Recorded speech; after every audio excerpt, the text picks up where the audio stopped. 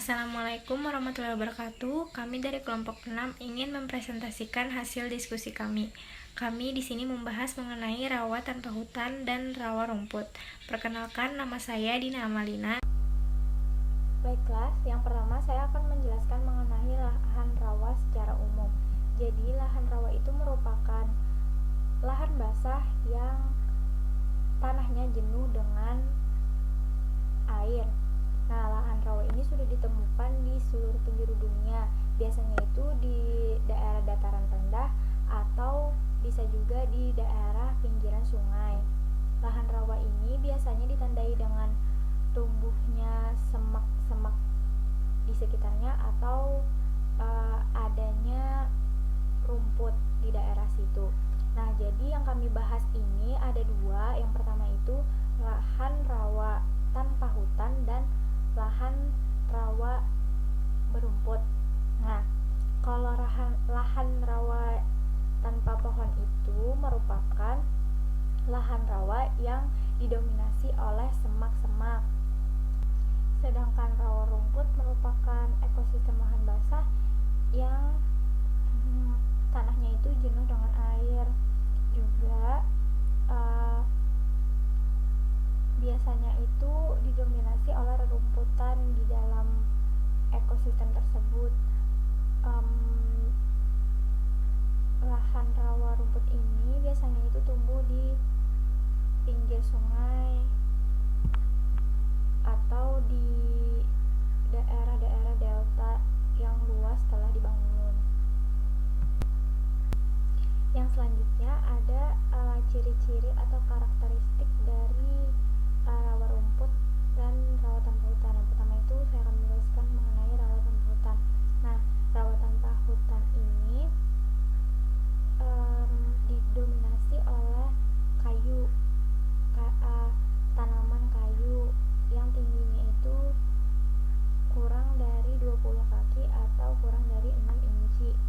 Nah, untuk semak-semak yang ada di situ itu ketebalannya itu beragam. Ada sekitar 25 sampai 75%.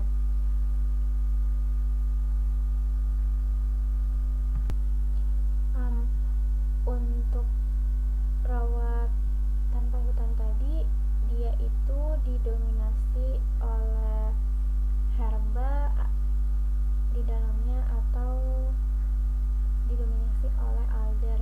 Nah, untuk hidrologinya, jadi permukaan air di rawa tanpa hutan ini tanahnya itu hampir tergenang sepanjang tahun di daerah dataran rendah. Sedangkan tanahnya itu dapat berupa mineral atau bahan organik yang terurai dengan baik. Yang selanjutnya itu rawa rumput. Jadi rawa rumput ini biasanya didominasi oleh rerumputan yang banyaknya itu 25% dari daerah tersebut. Sedangkan hidrologinya itu untuk tingkat airnya ini terjadi secara musiman dan berkala. Dia itu dapat mengering tergantung dengan musim. Untuk sumber air dari rawa rumput ini ada yang dari curah hujan, ada yang dari air tanah dan aliran air. Untuk tanah pada daerah rawa rumput ini mengandung mineral dan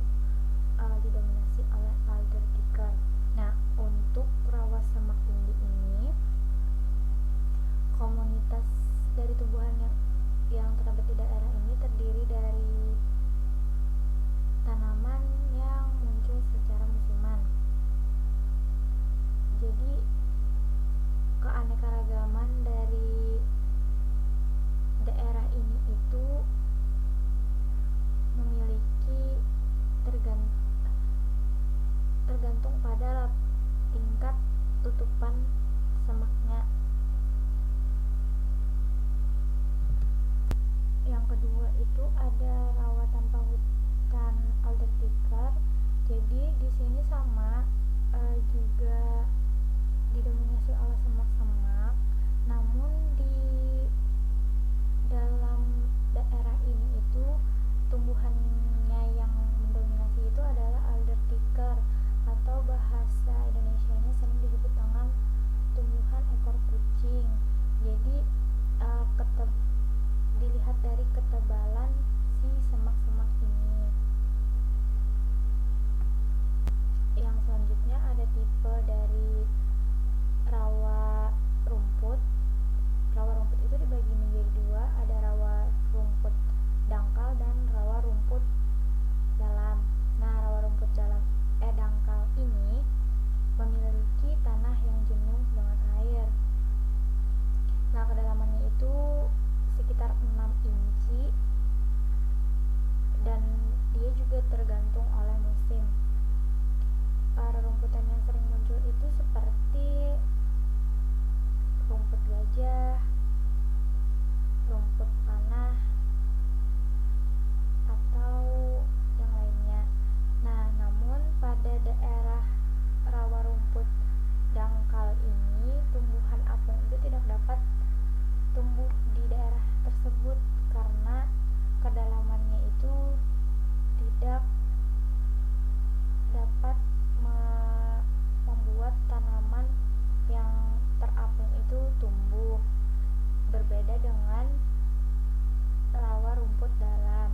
Nah, rawa rumput dalam ini memiliki kedalaman antara 6 inci sampai 3 kaki atau lebih selama musim. Nah, yang sering muncul pada daerah ini itu seperti rerumputan herba dan tanaman yang mengambang atau mengapung. Jadi di daerah ini biasanya itu didominasi oleh rumput gajah, padi liar, lili air, dan ekor kucing juga ada di sekitar situ. Yang selanjutnya adalah ekosistem rawa. Rawa rumput dan rawa tanpa hutan ini memiliki tanah yang kualitasnya tinggi. Biasanya didefinisikan sebagai setidaknya 1000 meter dari pemukiman atau jalur rekreasi yang dikelilingi vegetasi utuh. Selanjutnya itu mereka itu hidup di daerah terpencil di mana bendungan atau berang-berang itu tidak mempengaruhi manusia. Nah, rawa tanpa hutan ini merupakan ekosistem bagian dari rawa hutan. Rawa tanpa hutan ini didominasi oleh rerumputan, herba akuatik, dan lainnya, serta memiliki badan air yang tergenang cukup luas. Biasanya daerah rawa tanpa hutan ini juga sering disebut dengan rawa lebak, rawa herba, rawa rumput, dan rawa gambut permanen, serta badan-badan air yang tergenang di dalamnya yang mengalami pendangkalan. Ya, di sini saya Yori Dia Fidrianti akan melanjutkan materi yang selanjutnya. Nah, selanjutnya ini ada flora dan fauna di kawasan rawa tanpa hutan. Ini yang pertama yaitu ada flora di kawasan rawa tanpa hutan. Yang pertama yaitu ada Mentha aquatica L, di mana kingdomnya itu adalah Plantae, subkingdomnya Viridiplantae, infrakingdomnya Strepotiphyta, superdivisionnya Embryophyta, divisionnya Tracheophyta, subdivision Spermatophytina, kelas Magnoliopsida, superorder Asterinae, order Lamiales, family Lamiaceae, genus Mentha L, dan spesiesnya Mentha aquatica L. Selanjutnya yaitu ada Desmodium incanum DC. Di sini kingdomnya itu Plante, subkingdomnya Viridiplante, infrakingdomnya Streptophyta, superdivisionnya Embryophyta, divisionnya Tracheophyta, subdivision Spermatophytina, kelasnya Magnoliopsida, superordernya Rosane, order Fabales, family-nya ada Fabaceae, dan genusnya Desmodium dece. Selanjutnya yaitu ada Holcus lanatus L. Di sini Holcus lanatus L ini kingdom sampai kelasnya itu sama seperti tadi. Kemudian superordernya Lilinae, ordernya Poales, family-nya Poaceae, genus Holcus L, dan spesiesnya Holcus lanatus L. Selanjutnya yaitu ada Senggani, di mana Senggani ini kingdom sampai kelasnya juga sama seperti tadi. Kemudian superordernya Rosane, ordernya Myrtales, family Melastomataceae, genus Melastoma L, dan spesiesnya Melastoma malabatricum L. Nah, yang selanjutnya yaitu ada Carex Specisaria L, di mana kingdom sampai kelasnya itu masih sama seperti tadi. Kemudian superordernya Lilinae, ordernya Poales, family-nya Cyperaceae, genusnya Carex L. Selanjutnya yaitu ada Digitaria sanguinalis, di mana kingdom dan kelasnya masih sama seperti tadi. Kemudian superordernya Lilinae, ordernya Poales, family-nya Poaceae, genusnya Digitaria. Selanjutnya yaitu ada Polygonum hydropiper L, di mana kingdomnya itu ada Plante, subkingdomnya Tracheobionta, superdivisionnya Spermatophyta, divisionnya Magnoliophyta, kelasnya Magnoliopsida, ordernya Polygonales, family-nya Polygonaceae, dan genus Polygonum L.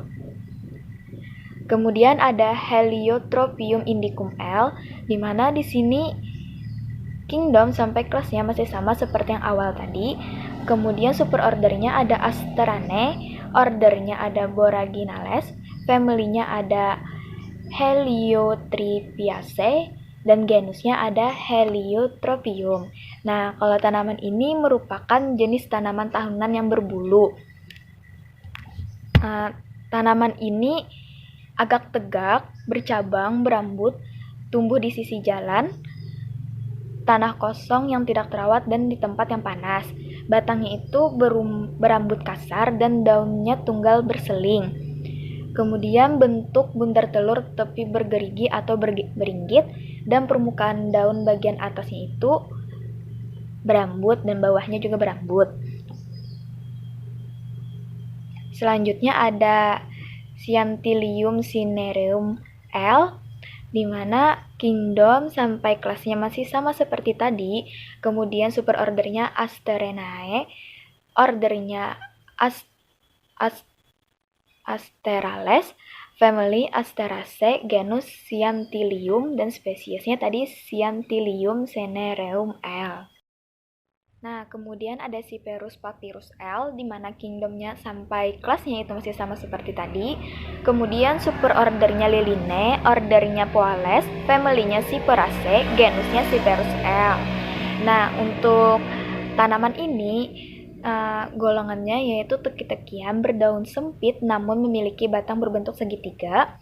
Kemudian siklus hidupnya itu tahunan. Terus untuk tanaman ini termasuk tanaman yang merugikan. Kemudian ada Manihut esculenta crans, di mana kingdom sampai kelasnya masih sama seperti tadi. Kemudian superordernya termasuk Rosane, ordernya Malpighiales, family Euphorbiaceae, dan genus Manihut Mill. Selanjutnya ada Phaseolus vulgaris L, di mana kingdom sampai kelasnya masih sama seperti tadi. Superordernya masih sama seperti tadi, Rosane, ordernya Fabales, family-nya Fabaceae, dan genus Phaseolus L. Selanjutnya yaitu ada Holcus lanatus L. Di sini kingdom sampai kelasnya masih sama, superordernya Lilinae, ordernya Poales, family Poaceae, dan genusnya Holcus L. Nah, yang selanjutnya ya ini ada Mimosa pudica L, Di sini kingdom sampai X-nya masih sama seperti tadi. Kemudian super ordernya itu Rosane, ordernya itu Fabales, family-nya Fabaceae, dan genusnya itu Mimosae. Nah, selanjutnya yaitu ada fauna di kawasan rawa tanpa hutan.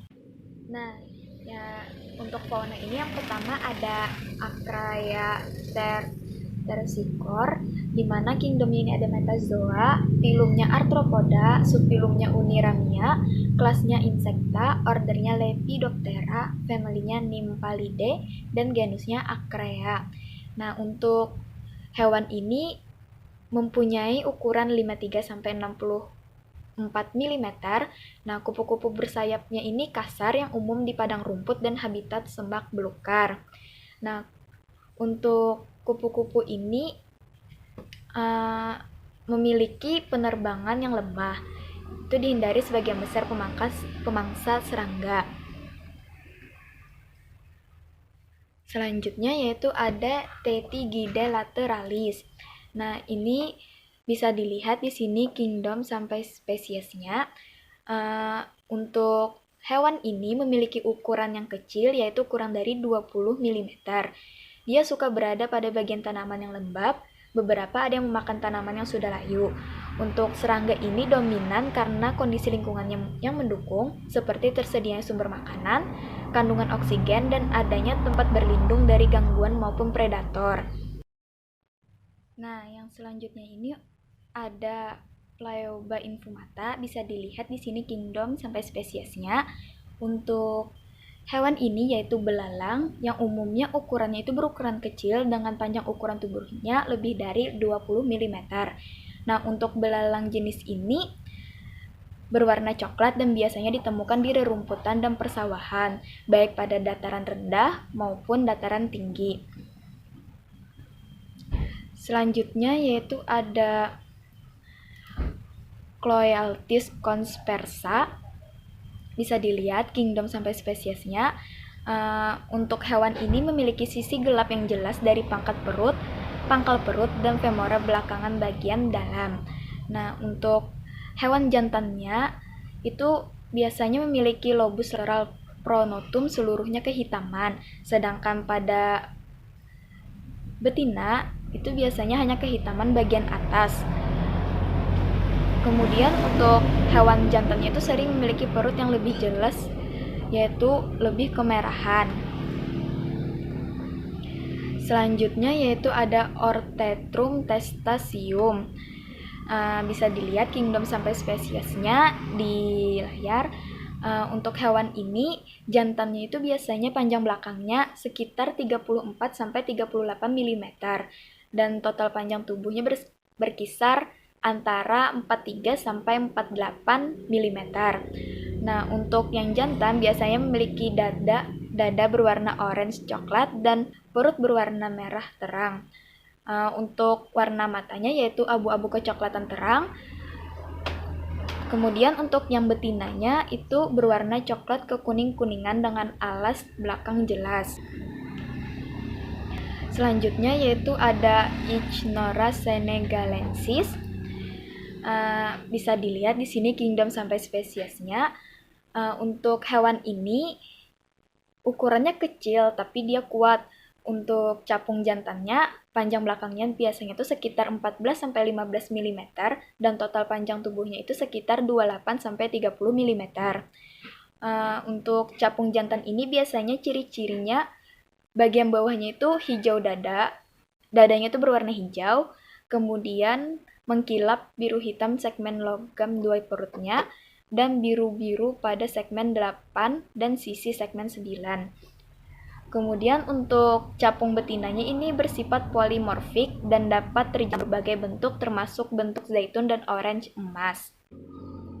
Nah, yang ini ada Pseudopomala brachyptera. Di sini bisa dilihat kingdom sama spesiesnya.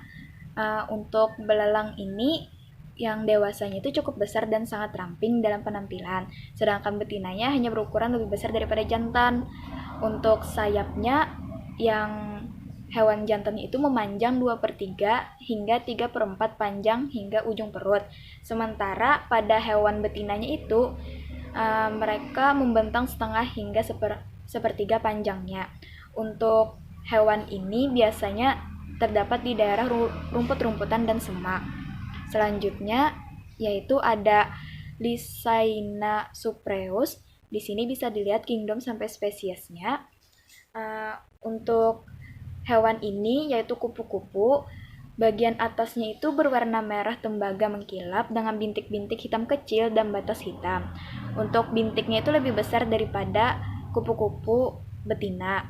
Nah, bagian bawahnya itu berwarna abu-abu dan banyak bintik hitam kecil.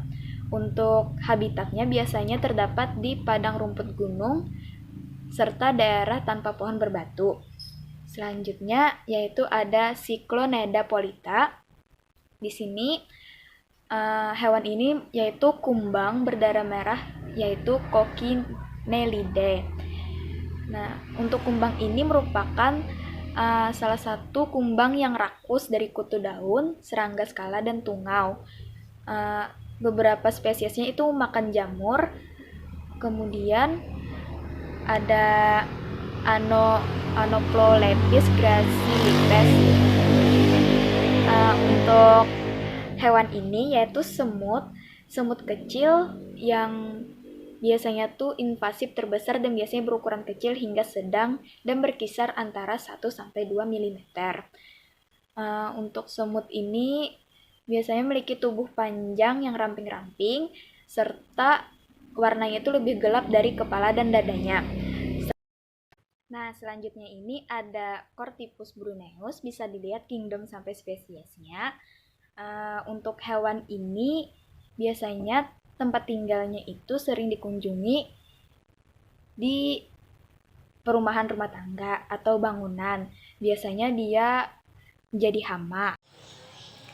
Hai, nama saya Hidayat Mokaromah. Saya dari kelompok 6 sebagai penyaji.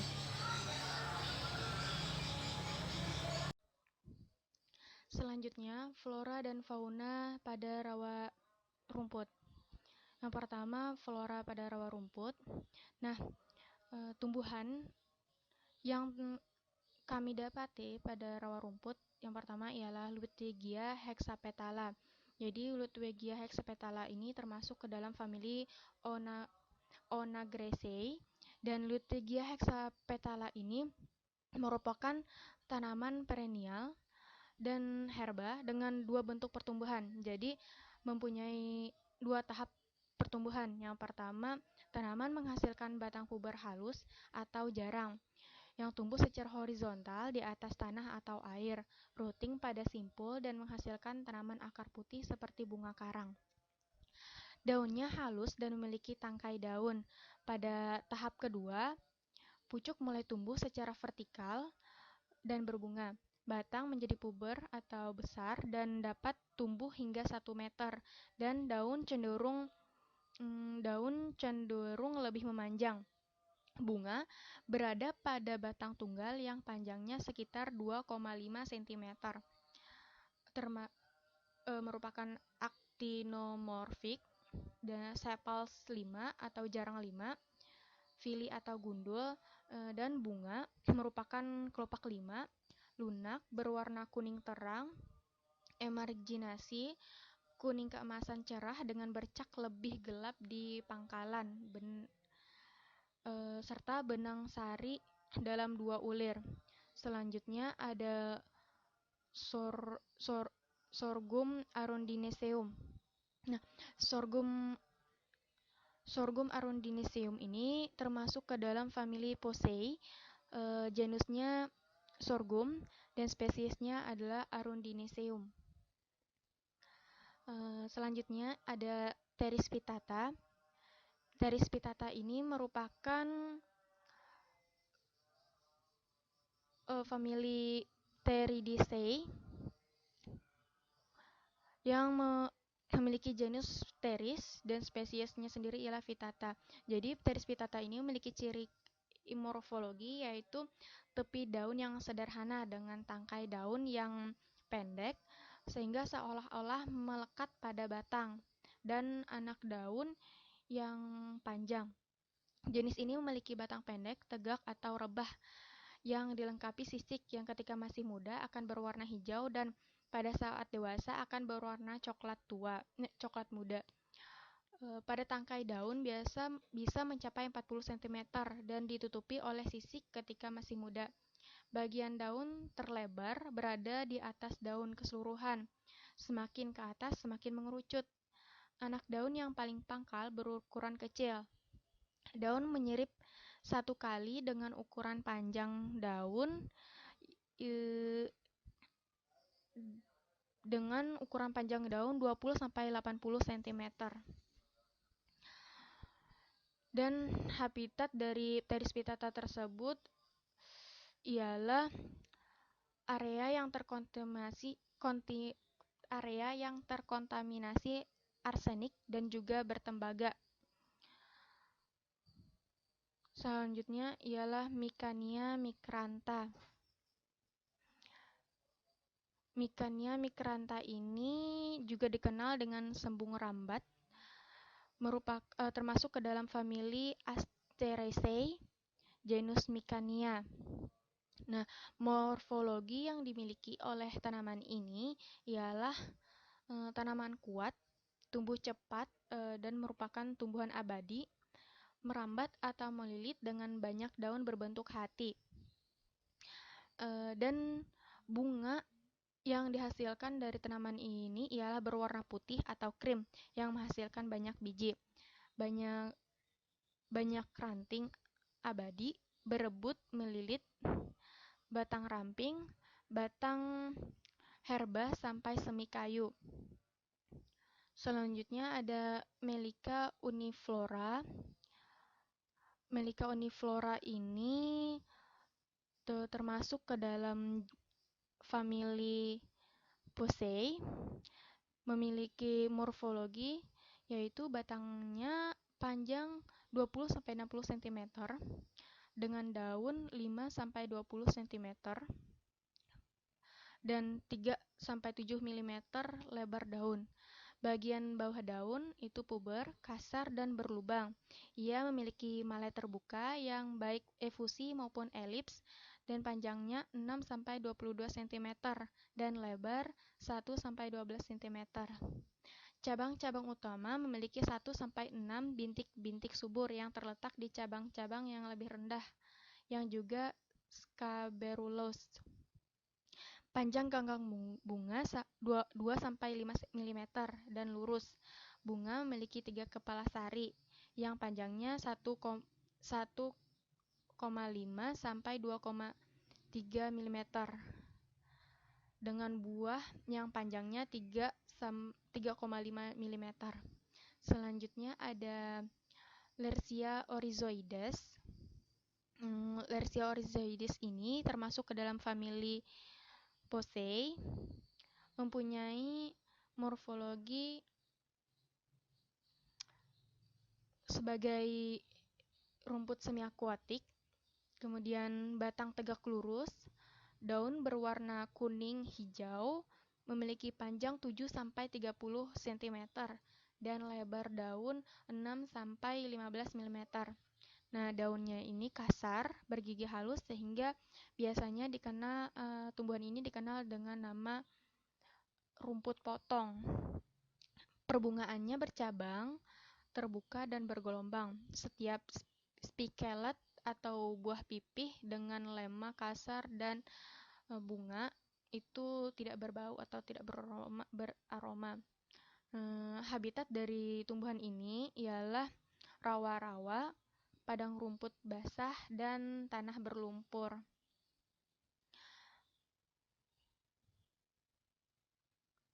Selanjutnya ada Isacne globosa. Jadi Isacne globosa ini termasuk ke dalam famili Poaceae, genus Isacne, dan spesiesnya sendiri ialah globosa. Selanjutnya ada Carex elongata. Carex elongata termasuk ke dalam famili Cyperaceae, genusnya Carex, dan spesiesnya ialah Carex elongata L. Selanjutnya ada Suplir atau Lemidi.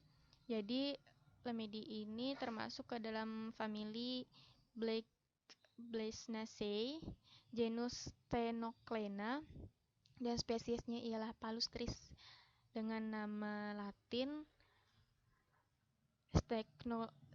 Stenoclena palustris. Nah, selanjutnya ada Passiflora Foetida. Jadi Passiflora Foetida ini termasuk ke dalam famili Passifloraceae, genus Passiflora, dan spesiesnya ialah Foetida. Sehingga nama latinnya ialah Passiflora Foetida. Tumbuhan selanjutnya ialah Desmodium triflorum. Tumbuhan ini termasuk ke dalam famili Fabaceae, genus Desmodium, dan spesiesnya ialah Desmodium Selanjutnya ialah fauna yang terdapat di rawa rumput. Yang pertama itu ialah Nehalenia gracilis atau kita kenal dengan capung jarum. Jadi capung jarum ini termasuk ke dalam subordo Zippothera dan famili Coenagrionnidae. Nah, capung jarum ini menurut Sigit et al. Mempunyai morfologi yang dapat membedakan subordo tersebut. Nah, dapat dilihat dari bentuk mata, sayap, tubuh, serta perilaku terbangnya. Nah, subordo Zygoptera memiliki bentuk mata terpisah, kemudian bentuk tubuh cenderung lebih ramping, bentuk kedua sayap sama besar, posisi sayap saat hinggap yakni dilipat di atas tubuhnya. Nah, sedangkan habitat dari capung jarum tersebar luas mulai dari sepanjang aliran air, kolam, rawa, hutan, sawah, hingga pekarangan rumah. Selanjutnya ada Pseudopomala brachyptera. Jadi, hewan ini dapat kita kenal juga sebagai belalang tusuk gigi. Hewan ini termasuk ke dalam famili Acrididae dan genusnya ialah Pseudopomala. Nah, Pseudopomala brachyptera juga mempunyai morfologi yaitu panjang jantan dewasa adalah 23 hingga 27 mm dan betina sepanjang 27 hingga 30 mm. Bentuk wajahnya sangat mirip. Favola lateral tidak terlihat dari atas. Dorsum pronotum hampir rata. Carinae latera paralel dan dipotong oleh satu sulcus. Sayapnya oval, paha lebih panjang dari sayap, kemudian perut lebih panjang daripada femur belakang. Nah, kebiasaan dari hewan ini ialah belalang jantan biasanya sering bernyanyi ketika mendekati betina. Dan habitat belalang ini dapat ditemukan di daerah terbuka dengan rumput tinggi. Selanjutnya ada Neoscona arabesca, termasuk ke dalam famili Arachnidae. Nah, morfologi dari laba-laba ini berwarna cerah, berputar-putar di perutnya yang menonjol. Ukuran betina berkisar dari 5-7 mm dan pria 5-6 mm. Nah, kebiasaan dari laba-laba ini juga pada malam hari betina berbaring di tengah bola dengan ujung perutnya mendorong melalui ruang terbuka. Pada siang hari ia bersembunyi di balik jaring, biasanya di dalam daun yang dililitkan. Sedangkan jantan sering ditemukan di dedaunan terdekat atau berburu di tanah. Habitat laba-laba ini ialah di ladang, Nah, selanjutnya ada Posazia santungensis. Pada Posazia santungensis ini termasuk ke dalam famili Ricanidae yang memiliki morfologi waktu kecil, yaitu ukuran tubuh relatif kecil, kemudian furrowing dengan bintik putih berbentuk segitiga pada costa sekitar 2/3 dari dasar. Bagian dorsocaudal dari Vigoper menghasilkan caudat dalam suatu proses. Kemudian pada saat besar memiliki morfologi ukuran tubuh relatif besar, furrowing dengan bintik putih berbentuk elips pada batas costa sekitar 2/3 dari basis. Bagian dorsocaudal dari Vigoper tidak menghasilkan caudat dalam suatu proses. Dan habitat dari Posazia santungensis ini ialah di daerah semak-semak dan tepi hutan dengan semak-semak yang menghasilkan buah dan pohon kecil dari berbagai keluarga. Nah, selanjutnya ada Formica fusca. Jadi Formica fusca ini termasuk ke dalam famili Formicidae dan memiliki morfologi dua pasang sayap yang berupa membran dengan sedikit vena. Sayap depan berukuran lebih kecil daripada sayap belakang. Semut merupakan hewan yang bersifat holometobolen, yang berarti mengalami metamorfosis sempurna. Nah, tubuh semut ini terdiri dari 3 bagian, yaitu kepala, mesosoma, dan metasoma atau perut. Morfologi semut ini cukup jelas. Bagian perut kedua yang berhubungan ke tangkai semut membentuk morfologi semut cukup jelas dibandingkan dengan serangga lainnya yang juga memiliki antena, kelenjar metapleural, dan bagian perut kedua yang berhubungan ke tangkai semut membentuk pinggang sempit di antara mesosoma dan metasoma yang berukuran abdominal segmen dalam petiole. Nah, petiole yang dapat dibentuk oleh 1 atau 2 node atau hanya yang kedua dan ketiga abdominal segmen ini bisa terwujud. Fisiologi dari semut ini atau Formica fusca ialah mempunyai sepasang antena dengan tepi mulutnya adalah tipe pengunyah atau penghisap. Dan habitat dari semut ini ialah ditemukan di tunggul pohon busuk atau di bawah batu di daerah tebang habis dan di sepanjang perbatasan hutan dan pagar tanaman. Selanjutnya ada Gonocerus acuteangulatus yang termasuk ke dalam famili Coreidae, mempunyai morfologi serangga berukuran sedang antara 11 dan 14 mm sejak dewasa. Nah, serangga ini berwarna coklat kemerahan dengan perut sedikit membesar. Nimfa memiliki perut berwarna hijau.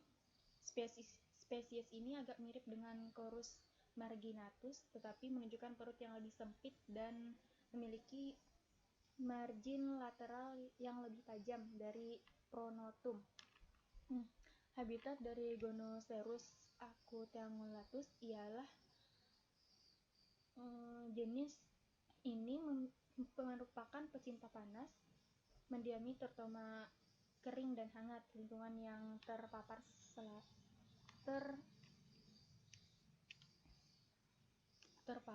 selatan, kemudian semak-semak dan tepi hutan dengan semak-semak yang menghasilkan buah dan pohon kecil dari berbagai keluarga.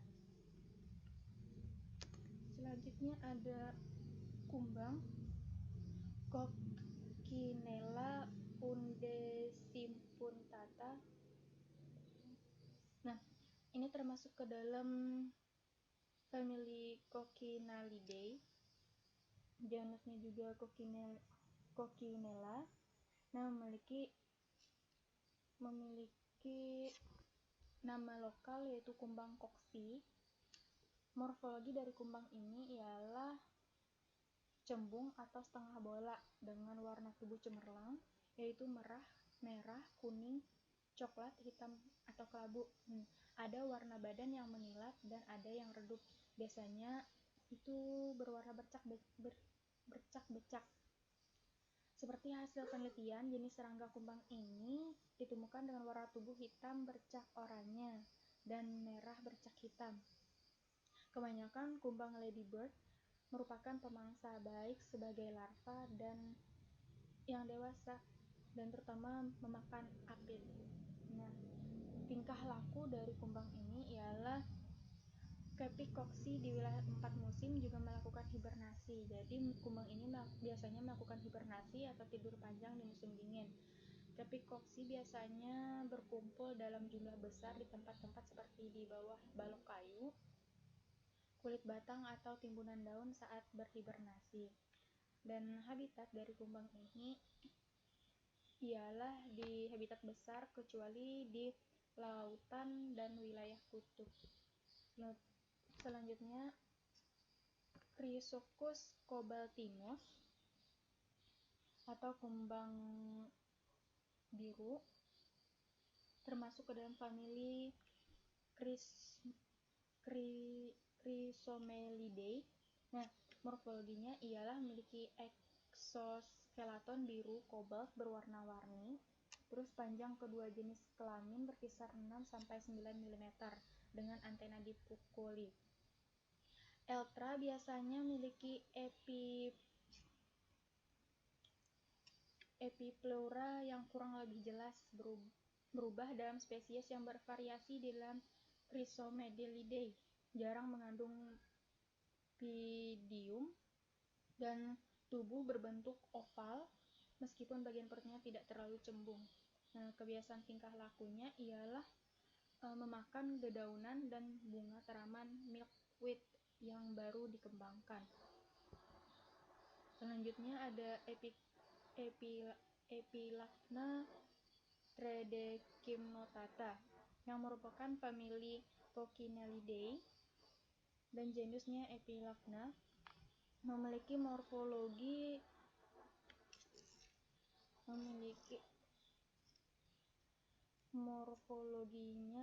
setengah bola atau cembung, kemudian kepalanya kecil, sebagian tarik dalam prothorax atau tertutup di dalam pronotum. Sayap muka atau elytra menutup badan, warna badan oranye bertopel hitam. Nah, kumbang-kumbang yang termasuk ke dalam famili ini adalah satu kelompok yang terkenal dengan panjangnya 0,8-10 mm. Kebiasaan tingkah laku dari kumbang ini ialah selama mereka berhibernasi, mereka bertahan hidup dengan memanfaatkan persediaan makanan di tubuhnya. Habitat penyebarannya kumbang ini sangat luas, yaitu di semua habitat besar kecuali di lautan dan wilayah kutub. Sekian flora dan fauna di daerah rawa. Selanjutnya, fungsi dan manfaat dari rawa tanpa pohon dan rawa rumput. Yang pertama itu ialah fungsi. Jadi, fungsi dari rawa tanpa pohon dan rawa rumput ialah satu, sebagai penahan dan penyedia unsur hara. Jadi, badan air dan vegetasi yang terdapat pada rawa dapat menahan dan mendaur ulang unsur hara rawa. 2. Sebagai penambat sedimen dari darat dan penjernih air. Sistem perakaran, batang, dan daun vegetasi yang terdapat pada rawa dapat menambat sedimen serta menjernihkan air rawa. Fungsi yang ketiga ialah sebagai penahan dan penawar pencemaran. Jadi, badan air dan keseluruhan komponen lingkungan yang terdapat di dalam rawa dapat menurunkan daya racun bahan pencemar yang masuk ke dalam rawa. Fungsi yang ketiga ialah sebagai stabilisasi iklim mikro. Jadi, secara keseluruhan kondisi hidrologi dari rawa dan daur materi pada rawa dapat menstabilkan iklim mikro, terutama curah hujan dan suhu. Selanjutnya itu manfaat.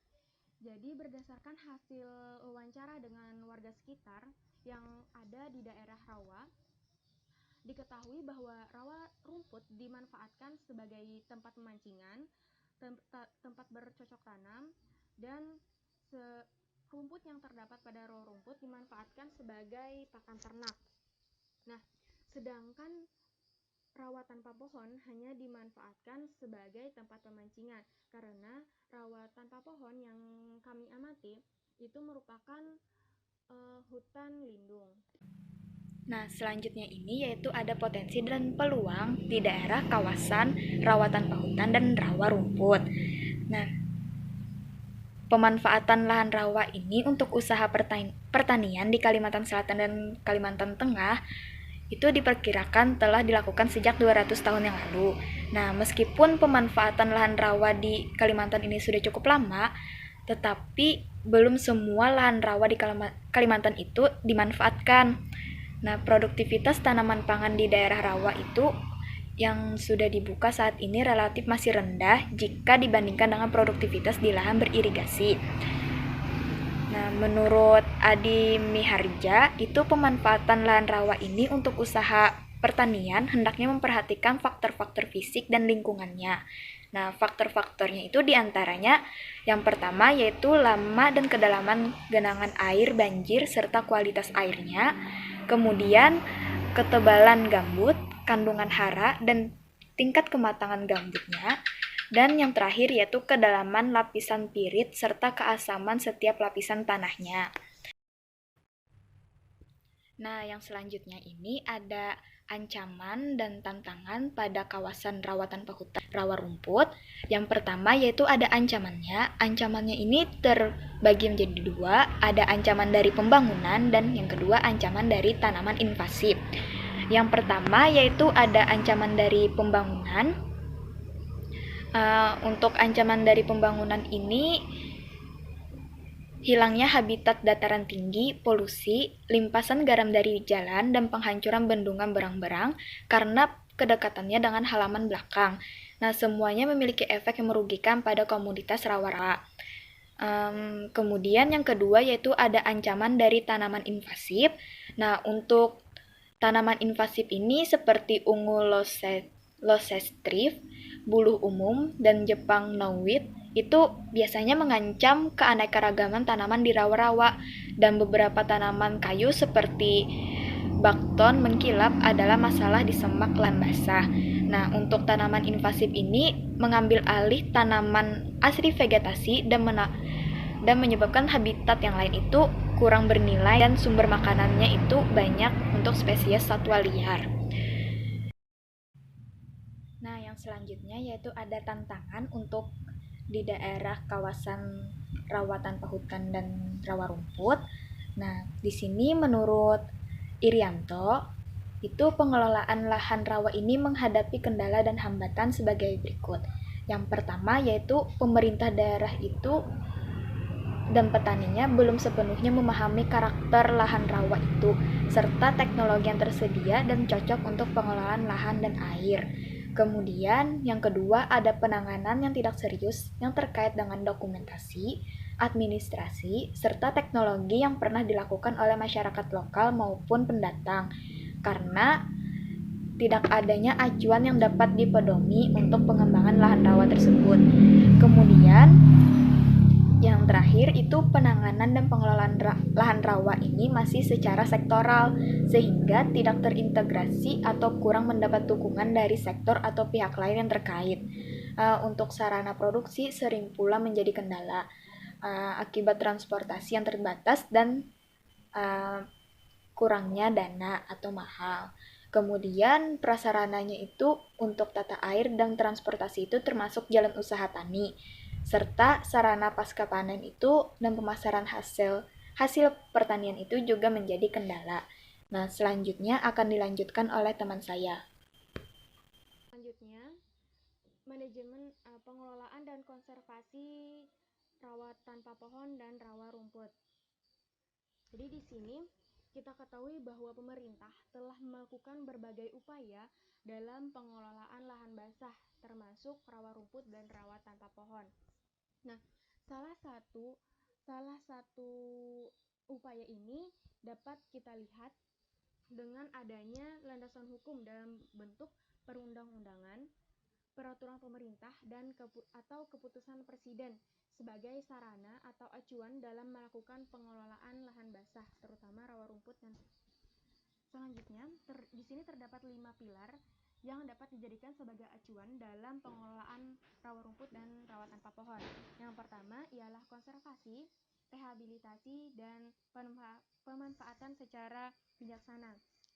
Nah, konservasi yang dimaksud meliputi kegiatan perlindungan, pengawetan, dan pemanfaatan secara lestari untuk memelihara keberlanjutan fungsi dari rawa tanpa pohon dan rawa rumput sebagai penyangga kehidupan dan keanekaragaman hayatinya. Rehabilitasi di sini juga dimaksudkan sebagai perbaikan dan pengembalian fungsi lahan basah atau rawa rumput dan rawa tanpa pohon yang telah mengalami kerusakan.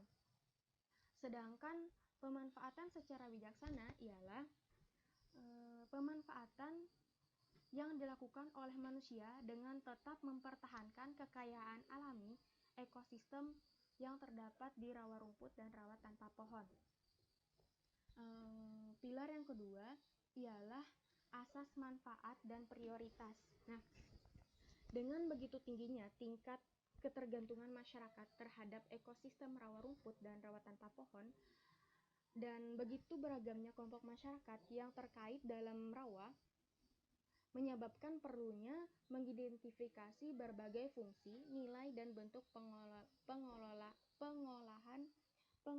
lahan basah, rawa rumput, dan rawa tanpa pohon, sehingga dengan begitu